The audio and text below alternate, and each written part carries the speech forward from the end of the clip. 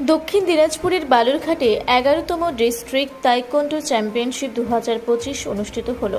বালুরঘাট সাহেব কাছারির উৎসব ভবনে 27 এপ্রিল রবিবার দক্ষিণ দিনাজপুর তাইকোন্ডো অ্যাসোসিয়েশনের ব্যবস্থাপনায় ইউনিভার্সাল তাইকোন্ডো ইনস্টিটিউটের সমর্থনে 11তম ডিস্ট্রিক্ট তাইকোন্ডো চ্যাম্পিয়নশিপ 2025 অনুষ্ঠিত হলো। এইবারের 11তম ডিস্ট্রিক্ট তাইকোন্ডো চ্যাম্পিয়নশিপ 2025-এ দক্ষিণ দিনাজপুর জেলার সবকটি ব্লক মেলে 235 জন ছেলেমেয়ে অংশগ্রহণ করে। বয়সের ভিত্তিতে ছেলেদের 5টি এবং মেয়েদের 5টি প্রতিযোগিতা হয়। পাশাপাশি দৈহিক ওজনের ভিত্তিতে মোট 50টি প্রতিযোগিতা হয়, এমনটাই জানালেন দক্ষিণ দিনাজপুর তাইকোন্ডো অ্যাসোসিয়েশনের সম্পাদক মাস্টার দিবাকর মণ্ডল। দক্ষিণ দিনাজপুর তাইকোন্ডো অ্যাসোসিয়েশনের পরিচালনায় 11তম ডিস্ট্রিক্ট তাইকোন্ডো চ্যাম্পিয়নশিপ আমাদের উৎসব ভবনে অনুষ্ঠিত হচ্ছে। এই প্রতিযোগিতায় মোট 235 জন পার্টিসিপেন্ট ছেলে এবং মেয়ে দুই বিভাগেই অংশগ্রহণ করছে।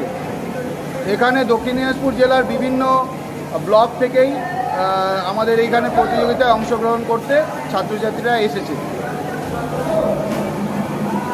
কয়টি বিভাগে ছেলে মেয়েদের এই প্রতিযোগিতা অনুষ্ঠিত হচ্ছে?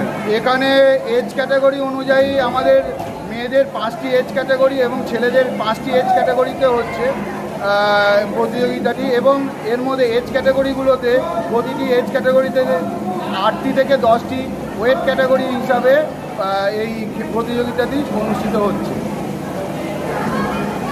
মোট কতগুলো প্রতিযোগিতা অনুষ্ঠিত হচ্ছে?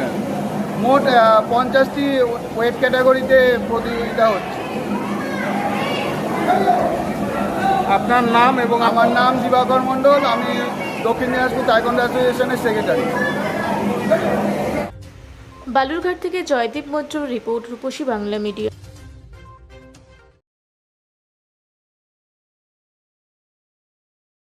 পুরা ব্লকের লধুরকা গ্রামের অদূরে অবস্থিত দৌলত পাবলিক স্কুলের দখলে থাকা বেশ কিছু জমি নিয়ে শুরু হয়েছে আইনি জটিলতা।